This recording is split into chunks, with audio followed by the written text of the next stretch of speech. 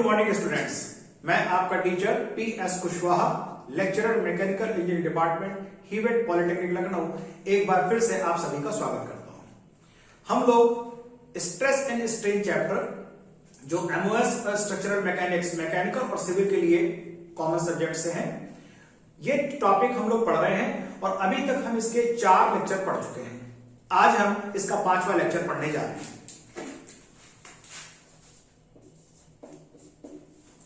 पांचवें लेक्चर में, जैसा कि मैंने आपको चौथे लेक्चर के एंड पे बताया था कि आज इस लेक्चर में हम कुछ न्यूमेरिकल को टेकअप करेंगे। सो न्यूमेरिकल्स क्या हैं और कैसे करेंगे, सो लेट अस सी। सो आज का हमारा जो आउटकम है, outcome of lecture number 5 is numerical problems. आज हम इनको डिस्कस करने वाले हैं। सो लेट अस सी आज का पहला न्यूमेरिकल। एक फिगर जनरेट करते हैं हम लोग। ये एक शाफ्ट है। शाफ्ट का जो क्रॉस सेक्शन डायमीटर है सेम है, थ्रू आउट द लेंथ इसका सेम है, और इसमें क्या है पैरामीटर्स दिस एंड दिस। यहां से ये लेंथ है 500 मिलीमीटर, 500 मिलीमीटर। ये पार्ट की लेंथ है 1000 मिलीमीटर और इस पार्ट की लेंथ है 200 millimetre. This part is P, Q, R and S। इसको भी यहां मिला देते हैं और इसको भी यहां पर मिला देते हैं। इस पे जो फोर्सेस लग रहे हैं आइए उनको देखते हैं। This is 60 Newton, it is kilo Newton, 60 kilo Newton.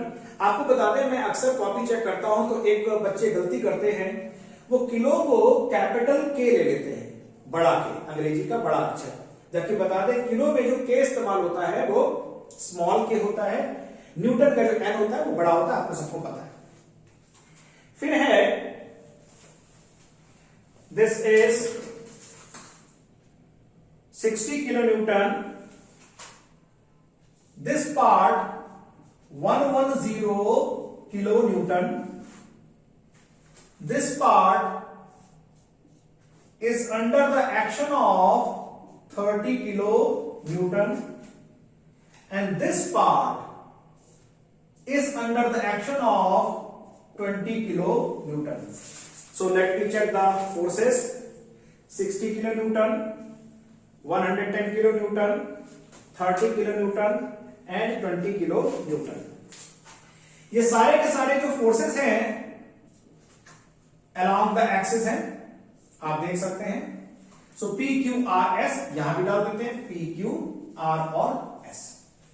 अगर आपके सामने ऐसा सवाल आ जाए, यंग्स मॉडुलस गिवन है, से Young's modulus is 2 into 10 raised to the power 5 and newton पर मिलीमीटर स्क्वायर। ये इसका यंग्स मॉडुलस आपको दिया गया है। हमसे कहा गया है सवाल में, a bar of the uniform cross section is subjected to the various forces as shown in the figure. एक समान व्यास की एक शाफ्ट है, एक बार है, जिसमें बहुत सारे प्रकार के फोर्सेस इस पे लगे हुए हैं। Cross section diameter is 20 millimetre. तो जो क्रॉस सेक्शन डायमीटर है वो 20 मिलीमीटर है और वो थ्रू आउट द लेंथ वो सेम डायमीटर चलेगा। व्यास इसका 20 मिलीमीटर है। यंग्स मॉडुलस दिया गया है, determine changes in the length of the bar and also determine stresses in the each part. हमें क्या निकालना है? हमें निकालना है डेल्टा एल, हर पार्ट का, पी क्यू,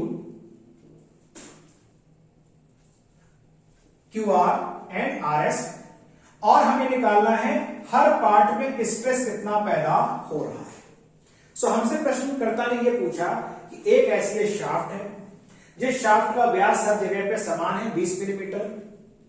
शाफ्ट के पदार्थ का यंग का प्रत्यास्था गुणांक दिया गया है। हर पार्ट की लंबाई अलग अलग है, व्यास सेम है, लंबाई अलग है। हर पार्ट में जो फोर्स लग रहा है वो फोर्स भी हमको दिखाएगा कि ऐसे ऐसे फोर्स लग रहे हैं। अभी तक तो आपने एक फोर्स वाला सवाल किया था, आसानी से आपने कर भी लिया था।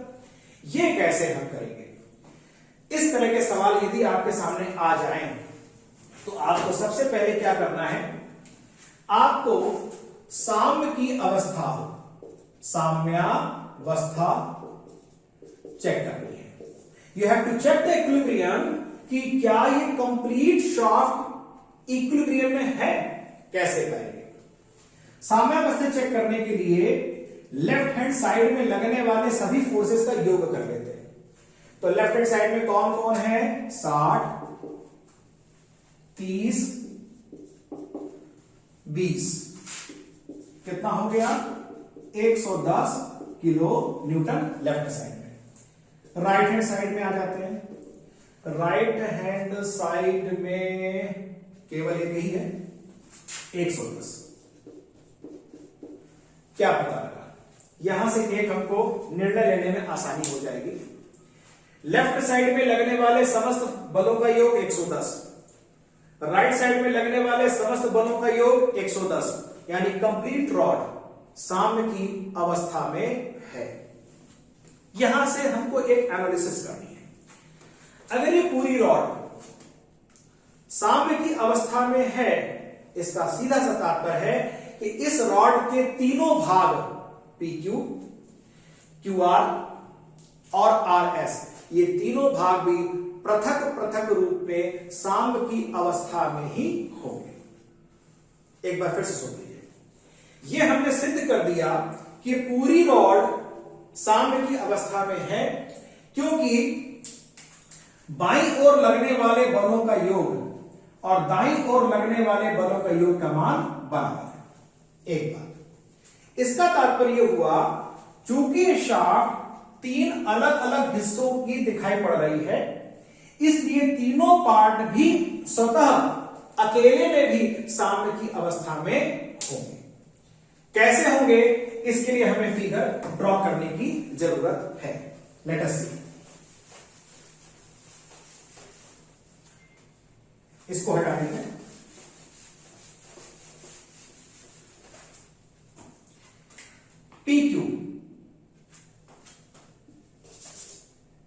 PQ यहां बनाते हैं। PQ में ये वाला जो एंड है PQ का, P, ये है P और ये है Q और Q। इसका जो फ्री सिरा है, देखिए Q वाला जो एंड है वो तो बीच वाले पार्ट के साथ टच कर रहा है, लेकिन जो P वाला पार्ट, ये वाला पार्ट है, ये फ्री है। और फ्री का मतलब ये हो गया कि यहां पे लग रहा है 60 किलो न्यूटन का फोर्स। सो इस हिस्से पे लग रहा है 60 किलो न्यूटन का फोर्स। ये हिस्सा, दिस पार्ट, ये जो हमने यहां बना रखा है, ये तभी साम्य की अवस्था में होगा जब इसमें इस ओर भी 60 किलो न्यूटन का फोर्स लग रहा होगा। एग्रीड? देखिए फिर से, पूरी रॉड साम्य की अवस्था में है। एक बार पूरी है तो ये तीनों हिस्से भी अलग अलग भी साम्य अवस्था में होंगे।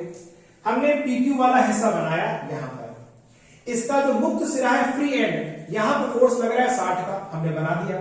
अब अगर इसको 60 न्यूटन के फोर्स से, 60 किलो न्यूटन के फोर्स से खींचा जा रहा है, तो अगर इसको साम्य अवस्था में रहना है तो इसके राइट हैंड साइड में भी 60 किलो न्यूटन का बराबर अमाउंट का फोर्स लगना चाहिए, जो कि हमने इस पे लगा दिया। आइए बीच वाले हिस्से पर। बीच वाला हिस्सा कौन सा है, जरा याद दिला दीजिए।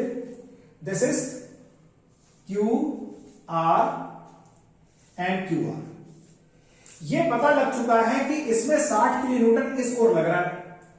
60 किलो न्यूटन अगर इस ओर लग रहा है और इस ओर अभी 110 किलो न्यूटन लगना है, तो ये कैसे होगा? ये 60 किलो न्यूटन इधर लग रहा है और उसी डायरेक्शन में 110 लगना है, तो तब होगा जब यहां पे 50 किलो न्यूटन ऐसे लगेगा, राइट? और अगर 50 किलो न्यूटन यहां पे कंप्रेसिव है तो इसके विरोध के फलस्वरूप यहां पर भी 50 किलो न्यूटन का बल इस पे लगेगा, जो इसको इधर की ओर पुश करेगा, और इस प्रकार से बीच वाला हिस्सा QR भी साम्य अवस्था में आ गया। अब आइए तीसरे पर। तीसरा वाला है, क्या नाम है इसका? RS। इस ओर 50 लग रहा है, इसका जो मुक्त सिरा है, इसका फ्री सिरा देखिए, इसका फ्री सिरे पे इधर पे फोर्स कौन सा लग रहा है? 20। तो अगर ये 20 इस ओर लग रहा है तो इसकी साम्यावस्था के लिए इसमें यहां पर भी 20 लगना पड़ेगा। मुक्त सिरे पे 20 लग रहा है, इसकी साम्यावस्था के लिए इसके इस सिरे पर भी, इस सिरे पर, इस सतह पर, इस डायरेक्शन में 20 न्यूटन का फोर्स लगेगा। इसका तात्पर्य हो गया 60 किलोन्यूटन का टेंसाइल फोर्स, 50 किलोन्यूटन का कंप्रेसिव फोर्स और 20 किलोन्यूटन का कंप्रेसिव फोर्स लगेगा। एक बार फिर से समझते हैं। अब की इस बार से चलते हैं। यहां पर 20 किलोन्यूटन कंप्रेसिव, 20 किलोन्यूटन कंप्रेसिव, इसकी साम्यावस्था के लिए इस ओर से 20 किलोन्यूटन लग गया, यहां पर आ गया। 20 किलोन्यूटन इधर की ओर लग रहा है। अगर 20 किलोन्यूटन इधर की ओर लग रहा है ये वाला, और हमें इस ओर 30 चाहिए, यानी कि हमें इस डायरेक्शन में 50 चाहिए, तो अगर इसका और इसका योग कर देंगे तो 30 आएगा, जिसकी दिशा इस ओर में होगी, ये देखिए, राइट। यहां आ गए, ये 50 के कारण ये इधर 50 हो गया, ये 50 इस डायरेक्शन में लग रहा है, और हमें चाहिए कितना? 60, यानी कि ये 50 और ये 60, डायरेक्शन दोनों देखिए, 50 प्लस 60 110, और ये इस डायरेक्शन में हो गया। चूंकि ये इस डायरेक्शन में 60 हो चुका है, इसलिए यहां पर भी 60 हो गया। तो इस तरह के सवाल जब आप करते हैं तो एक आपको मैं देता हूं इसके टिप ये है कि कभी भी इसके फोर्सेस के लिए जो आप फ्री बॉडी डायग्राम बनाएंगे और फ्री बॉडी डायग्राम फोर्सेस को दिखाएंगे, तो फोर्सेस के लिए कभी भी आप बीच में से शुरू मत करिए, नेवर, कभी भी नहीं शुरू करिए। हमेशा बच्चों आप शुरू करेंगे इस सिस्टम के जो मुक्त सिरे पे बल लग रहा है, चाहे तो इधर से या फिर इधर से आप शुरू करेंगे, और एक एक करके आप आगे बढ़ेंगे तो आप समझ जाएंगे फोर्सेस कैसे इसमें जनरेट हो रहे हैं। अब ये सवाल में बच्चों कुछ नहीं बचा। एरिया आपको पता है, एरिया सब जगह सेम इस्तेमाल हो जाएगा, क्योंकि एरिया में डायमीटर आपको दिया गया था। इसके लिए स्ट्रेस हो जाएगा F1 is equal to force 60 kilonewton upon area, और एरिया मैं समझता हूं डायमीटर इसका 20 दिया गया था, डायमीटर वाज 20, सो एरिया हो जाएगा pi by 4 and 20 square, so this will be millimetre square. Force आपने किलोमीटर में रखा है, एरिया ही रख देंगे, तो आपको फार्मूला जो एक्सप्रेशन आएगा स्ट्रेस का 60 किलोन्यूटन पर मिलीमीटर स्क्वायर। सिमिलरली तो टिप मैं आपको दोबारा से यहां लिख दे रहा हूं, स्टार्ट फ्रॉम फ्री एंड, यानी आप मुक्त सिरे से आरंभ करें। आप मुक्त सिरे से बच्चों आरंभ करेंगे तो आपको इनको समझने में समस्या नहीं होगी। बीच वाले का stress F2 is equal to force 50 and upon area, इसका हो जाएगा F3 is equal to 20 upon area, right. हमें स्ट्रेस आ गए। स्ट्रेन कैसे आएगा? E is equal to small f upon capital E, delta L upon L is equal to small f L upon E, ये value आ जाएगी। अब यहां पर आपको कुछ ध्यान रखना है। क्या ध्यान रखना है? लेट अस सी। ये वाली जो रॉड है, ये वाली, इस पर कौन सा फोर्स लग रहा है? तनाव। इस पर क्या लग रहा है? संपीड़न। इस पर क्या लग रहा है? संपीड़न। यानी इस पे टेंशन है, इस पे कंप्रेशन है और इस पे भी कंप्रेशन है। क्या असर पड़ेगा? इसकी लंबाई बढ़ेगी, इसकी लंबाई घटेगी और इसकी लंबाई भी घटेगी। सो इसका स्ट्रेन आप निकाल लेंगे। कैसे आएगा? Delta L1 is equal to F1 आप यहां पे निकाल चुके हैं, L1 500 and upon Young's modulus. Okay, this value will be considered positive. क्यों पॉजिटिव? क्योंकि तनाव है, तनाव के कारण होने वाला जो विरूपण है धनात्मक लिया जाता है। इस पर डेल्टा L2 F2 हम यहां पे निकाल चुके हैं। L2 1000 millimetre upon area, same सब जगह इस्तेमाल होगा। एंड F2 अपॉन E रहेगा, ए नहीं रहेगा। And this will be considered negative. क्यों नेगेटिव होगा? क्योंकि ये संपीड़न है। और इसी तरह delta L3 is equal to F3, यहां से आएगा L3 200 मिलीमीटर रखा जाएगा एंड कैपिटल E, ये मान भी नेगेटिव होगा। इसका मतलब कि अगर आपने फाइनली निकालना है कि इस रॉड की कुल लंबाई की वृद्धि कितनी है, तो डेल्टा L1 धनात्मक साइन के साथ रखा जाएगा, डेल्टा L2 ऋणात्मक हो जाएगा नेगेटिव होने की वजह से, और डेल्टा L3 भी ऋणात्मक हो जाएगा इसकी वजह से। और आपको बता दें इसका फाइनल आंसर आएगा -0.3816 millimetre. And negative sign indicate क्या कर रहा है कि ओवरऑल इस शाफ्ट में संपीड़न हो रहा है, और कितने का? -0.3816 मिलीमीटर का संपीड़न हो रहा है। तो यदि इस तरह का प्रश्न आता है, और अक्सर मैंने बोर्ड में देखा है कि ऐसा सवाल आ जाता है, तो ऐसे सवाल को आपको घबराना नहीं है। क्या याद रखना है? आपको याद रखना है कुशवाहा सर की टिप। अब कुशवाहा सर ने क्या टिप दी थी कि जब आपको ऐसा प्रश्न आएगा तो आप बीच में से शुरू नहीं करेंगे, बल्कि किसी मुक्त सिरे से आप शुरू करेंगे, और मुक्त सिरे से आप लगाते चलाएंगे। तो यहां 60 आ गया, इसके विपरीत चले गए। अभी जब ये विपरीत चलेगा 60, इस ओर गए 60, तो यहां 110 चाहिए, यानी इस ओर 50 अभी और चाहिए, तो लगा दिया 50। ये 50 लग गया तो इसको विरोध करेगा। जब ये विरोध करेगा 50, लेकिन हमें चाहिए यहां पे 30, यानी इस ओर हम डायरेक्शन में 20 लगा देंगे। तो यहां लगा दिया हमने 20, और ये 20 लगा दिया, तो इसके विरोध में 20 चाहिए, वो यहां लगा दिया, और देखिए सवाल में यहां पे 20 दिया गया। सो आई थिंक यहां पर सवाल आपको बिल्कुल समझ में आ गया होगा। और अब हम आज के दूसरी प्रॉब्लम पर चलते हैं।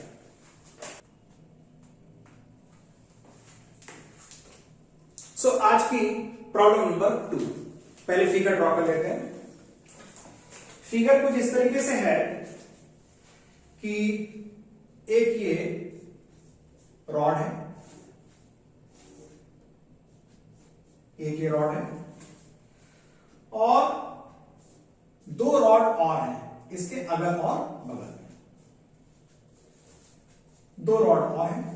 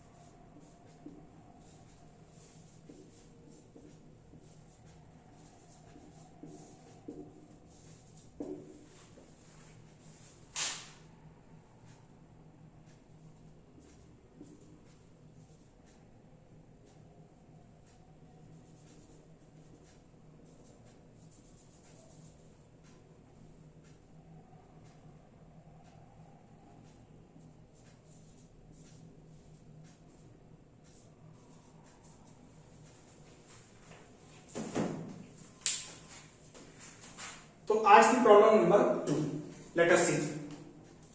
ये एक सिस्टम है, इस सिस्टम में बच्चों 3 रॉड हैं, रॉड नंबर 1, रॉड नंबर 2 और रॉड नंबर 3। और इस सवाल में खास बात, ये तीनों ही रॉड अलग अलग हाइट पर जाकर फिक्स है। इस रॉड की लंबाई h, इस रॉड की लंबाई h, परंतु बीच वाली रॉड की लंबाई 2h, अर्थात यहां से लेकर यहां तक की दूरी भी h के बराबर हो जाएगी। रॉड 1 और रॉड 2 के बीच की दूरी a, रॉड 2 और रॉड 3 की बीच की दूरी a। ये तीनों रॉड एक ही मटेरियल की हैं, यानी कि ऑल बार्स या रॉड्स का ई बेटे कैसा होगा, इट विल बी सेम, क्योंकि सेम मटेरियल की है तो यंग का प्रत्यास्था गुणांक सभी का समान होगा। हमने लोड लटका के रखा हुआ है। तो सवाल ये कह रहा है a light rod is subjected to 3 rods as shown in the figure, जैसा दिखाया गया है। Rigid rod always remains horizontal, ये जो एक रॉड है जो तीनों के नीचे के सिरे से बंधी हुई है, ये सदैव क्षैतिज अवस्था में रहती है। Rods are of the same material and the same cross section, find the load share. हो क्या रहा है, जब हम ये भार लगाएंगे इसमें कुछ फोर्स जनरेट होगा, इसमें कुछ फोर्स जनरेट होगा, इसमें भी कुछ फोर्स जनरेट होगा। कह रहा है ये बताइए इन तीनों में जो फोर्सेस जनरेट हो रहे हैं इनके मान कितने होंगे। कैसे लगाएंगे इस सवाल को, आइए देखते हैं। सवाल में ये कहा है कि rod number 1, rod number 2, rod number 3 तीनों एक ही पदार्थ के। Number 1 rod number 1, rod number 2, rod number 3 तीनों के व्यास भी एक है, पदार्थ एक है, व्यास एक है, इनके बीच की दूरियां भी समान है। दूरियां समान नहीं होती तो मूवमेंट की वजह से असर पड़ जाता, तो मूवमेंट भी सेम है। इसका मतलब कि रॉड नंबर 1 का फोर्स और रॉड नंबर 3 का फोर्स ये दोनों सेम हो गए। इसको F1 मान लेते हैं और ये भी फिर F1 हो जाएगा। लेकिन रॉड नंबर 2 का जो फोर्स होगा इसकी वैल्यू अलग हो जाएगी। 1 और 3 इन तीनों में जो फोर्स जनरेट होगा उसकी वैल्यू सेम होगी, लेकिन बीच वाले रॉड की वैल्यू दूसरी हो जाएगी। जैसा कि हम सवाल इसके पहले लगा चुके हैं कि जो बल नीचे की ओर लग रहा है उसका मान इसका विरोध करने वाले समस्त बलों के योग के बराबर होना चाहिए। इसका मतलब हो गया कि W is equal to F1 plus F2 and plus F1। So W is equal to 2F1 plus F2।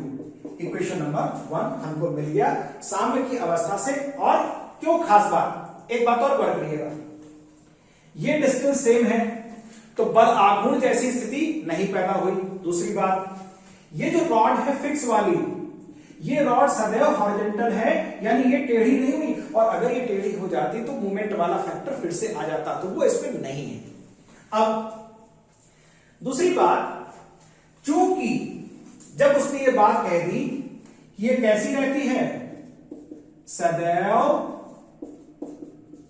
क्षैतिज। अच्छा बताओ ये इसने कहा क्यों कहा, लेट अस सी। ये सदैव क्षैतिज रहती है, इसका मतलब जब इस पे फोर्स लगाया जा रहा है तो जब इस नीचे इन सारी रॉड की लंबाई में वृद्धि होगी और ये सदैव क्षैतिज रहती है, इसका मतलब दिमाग पे जोर डालिए, अगर ये सदैव क्षैतिज रहती है इसका मतलब कि rod number 1, rod number 2, rod number 3 में होने वाली लंबाई की वृद्धि का मान भी समान है।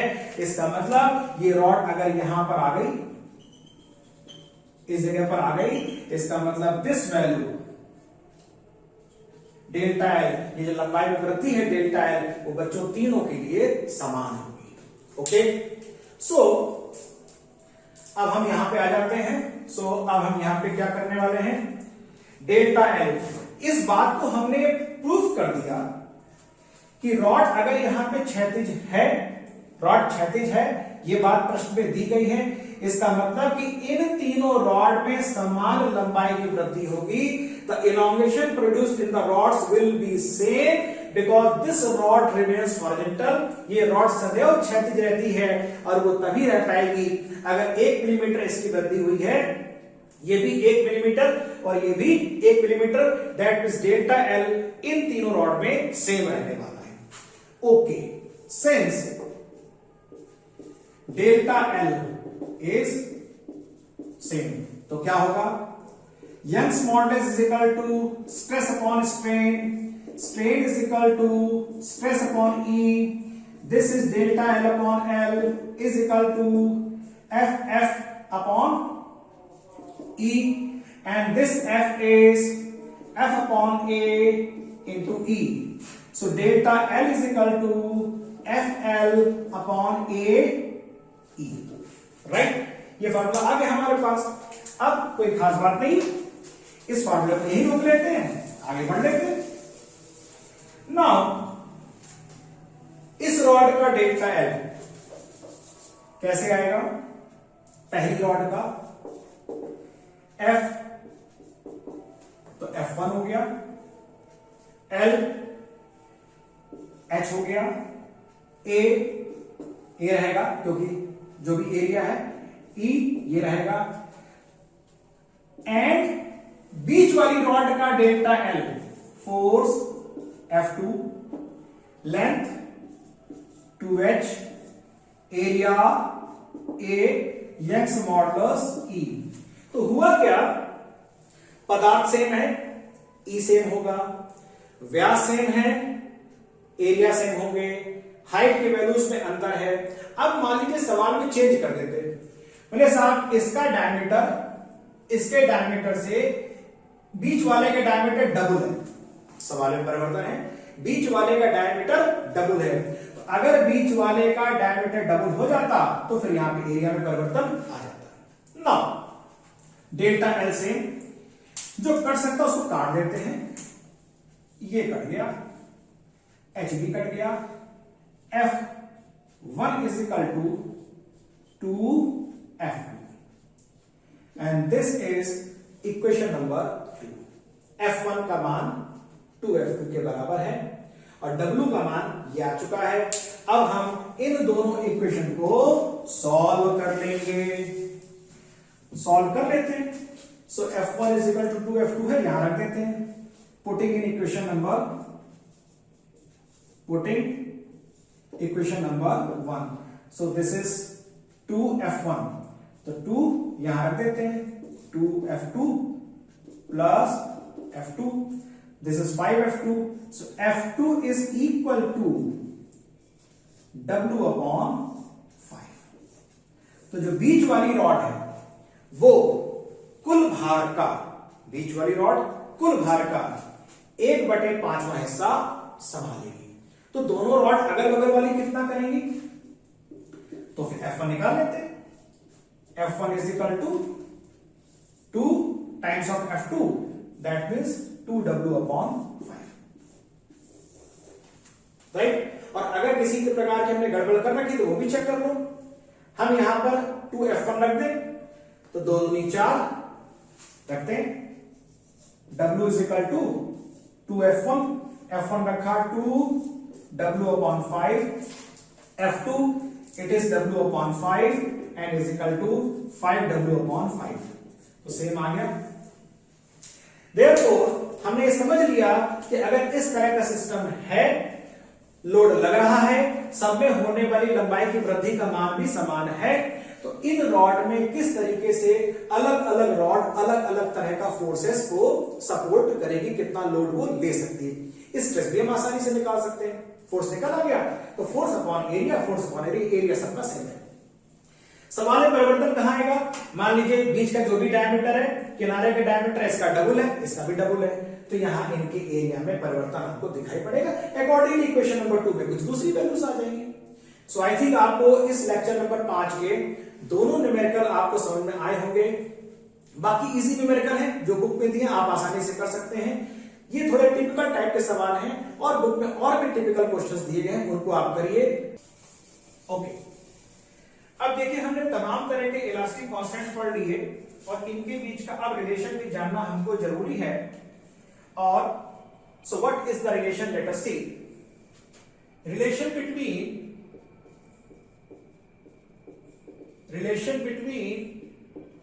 Young's modulus E, Young's modulus को हमने कैपिटल E से डिफाइन किया था, and bulk modulus K, bulk modulus जिसमें वॉल्यूम का स्ट्रेन आता था, डेल्टा V अपॉन B आता था, वॉल्यूमेट्रिक स्ट्रेन।